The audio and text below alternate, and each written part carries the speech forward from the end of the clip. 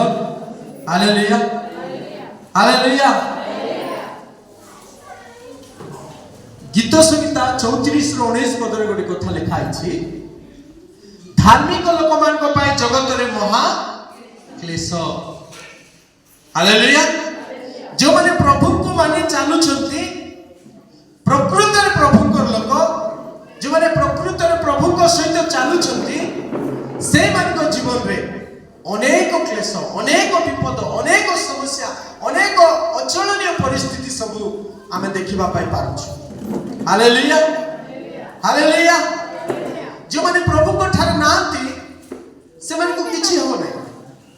आ आमे देखुछु बाइबल में लिखा अछि, आइबो सारा पृथ्वी रे आइबो एक पर्वर एक पद माने विशेष कर पढिबा के जने पढो। आइबो एक रो एक पद। उस देश रे आइबो नामक जने व्यक्ति थिले, से मनुष्य सिद्ध थिले। हालेलुया। आइबो सिद्ध थिले आ सरल थिले और परमेश्वर को भयकारी और कुक्रिया त्यागी थिले। देखंतु सारा पृथ्वी रे जड़े एमतिका जड़े व्यक्ति थिले जाकर नाम आइबो, बहुत धनी थिले, बहुत मानी थिले, प्रभु को अति निकटवर्ती थिले, प्रभु को अत्यंत मानु थिले, किंतु ताको जीवन रे जे कि कुक्रिया त्यागी थिले, धार्मिक थिले, सरल थिले, भय प्रभु को भय करबा लोक थिले। आज आपण मु जदि प्रभु को भय करी प्रभु को रास्ता रे चलीबा, प्रभु को कथा मानि चलीबा, प्रभु परायण जीवन काटिबा, तार भावंत नाही हमर सब विषय समाधान हो जीव। जे जते प्रभु को निकटवर्ती हेबे ताकू सेते जगत रे क्लेश। हालेलुया। ताकू जगत रे सेते समस्या, सेते परिस्थिति, समस्या नाना प्रकार अचलनीय परिस्थिति सब ताको जीवन रे आसीबो। किंतु जो माने प्रभु को कथा रे प्रभु को कथा मानी विश्वास रे चालुचंती, से माने बाबू हां बेटा देखो सलात मार दो। Praise the Lord. हालेलुया। तो एटी कोन लिखा है जे जो माने प्रभु को कथा रे चलबे, प्रभु को रास्ता रे चलबे, से मान को कोन हेबो, परीक्षा आसले भी से माने विश्वास रे दृढ़ रहबे। विश्वास थिबा लोक, विश्वास रे चलीबा लोक, विश्वास रे जीवन काटिबा लोक माने परीक्षा आसिले, प्रलोभन आसिले भी से माने भय करिवे नहीं। आ बाइबल में हम देखुछु परमेश्वर को दास विशेष करी आओ दानिएल बोली जने प्रभु को दास थिले, ताको जीवन रे भी नाना प्रकार परीक्षा, प्रलोभन और नाना प्रकार समस्या आसिला। से दिन को 3 थर प्रार्थना करुथिले, विश्वस्त थिले, दोष शून्य जीवन काटुथिले। ताको कहला जदि तुमे तुम परमेश्वर को प्रार्थना करिबो ताले सिंह गाତରେ पकई दिया जीवो बोली, हेले भी से भय कले नै।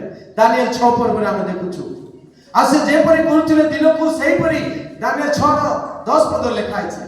से जे परि प्रार्थना करूथिले सेही परि दिन को 3 थर प्रार्थना कले, योग्य से सुनी चंती मु प्रार्थना कले सिंह गाତରେ पड़िबी आ मु मरिबी बोली करी, तथापि से भय कले नै, से डरिले नै, आउ प्रार्थना कले। प्रभु को लोक माने, प्रभु को सहित चलीबा लोक माने परीक्षा आसिले, प्रलोभन आसिले, समस्या आसिले भी से माने भय करिवे नाही। प्रेरित पाउलो जीवन रे से प्रभु को सहित चालुथिले, हेले भी तांको नाना प्रकार ताड़ना आस्थिला। जदि आमे 2 कोरिन्थियो 4 पर्व 8 और 9 पद रे पढिबा ताले लिखा है प्रेरित पाउलो अनेक ताड़नार सम्मुखीन होथिले। प्रभु को सहित चलीबा लोक मान को परीक्षा, प्रलोभन और समस्या आसीबो, जोटा कि गीत संहिता 34:19 पद रे लिखा है।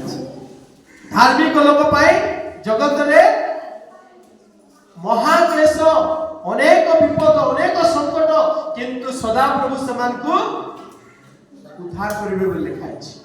आज जदि आपण धार्मिक लोक, प्रभु परायण लोक, विश्वास रे जीवन काटुछंती, परीक्षा, प्रलोभन, निंदा, ताड़ना, समस्या, दुख, कष्ट तुम जीवन रे आसिले भी प्रभु तुमको रक्षा करिवे, प्रभु तुमको उद्धार करिवे, प्रभु तुमको पढ़ाई लेबे, प्रभु तुमको जोगेबे, प्रभु तुम रोग सुस्थ करिवे, प्रभु तुम समस्या को यीशुଙ୍କ ନାମରେ ସମାଧାନ କରିବେ।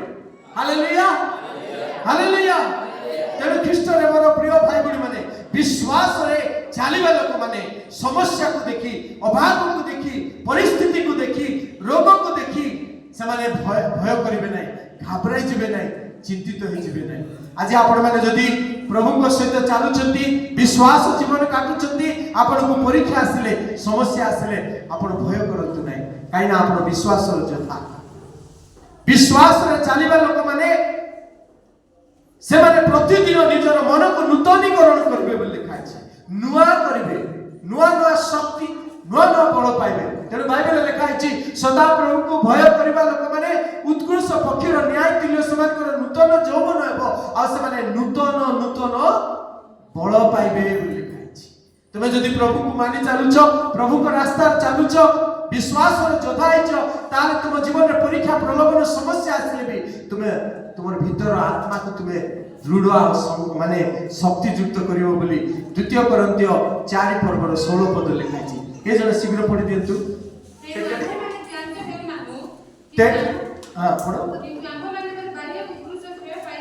ଆମର ବାହ୍ୟକ ପୁରୁଷ, ଆମର ବାହାର ବିଷୟ ଧ୍ୱଂସ ହେଲେ ବି, ନଷ୍ଟ ହେଲେ ବି, ଭ୍ରଷ୍ଟ ହେଲେ ବି କଣ ହବ? ଆମ ମାନଙ୍କର ଆନ୍ତରିକ ପୁରୁଷ ଦିନକୁ ଦିନ କଣ ହଉଛି? ନୂତନୀକୃତ ହଉଛି। ଖ୍ରୀଷ୍ଟରେ ମୋର ପ୍ରିୟ ଭାଇ ଭଉଣୀ ମାନେ ଆପଣ ପରୀକ୍ଷା ପ୍ରଲୋଭନ ସମସ୍ୟା ରୋଗ ଦୁଃଖ କଷ୍ଟ ପରିସ୍ଥିତି ଦେଇ ଯାତ୍ରା କଲେ ଆପଣଙ୍କ ବାହ୍ୟିକ ପୁରୁଷ ଧ୍ୱଂସ ହେବ, କିନ୍ତୁ ଆପଣଙ୍କର ଆନ୍ତରିକ ପୁରୁଷ ଦିନକୁ ଦିନ ନୂତନୀକରଣ ହେବ। ହାଲେଲୁୟା। ତେଣୁ ପରୀକ୍ଷା ଆସିଲେ, ପ୍ରଲୋଭନ ଆସିଲେ, ସମସ୍ୟା ଆସିଲେ, ଅଭାବ ଆସିଲେ, ଦୁଃଖ ଆସିଲେ, କଷ୍ଟ ଆସିଲେ, ନିନ୍ଦା ତାଡ଼ନା ଆସିଲେ ଦୁଃଖ କରନ୍ତୁ ନାହିଁ, ଭାଙ୍ଗି ପଡ଼ନ୍ତୁ ନାହିଁ,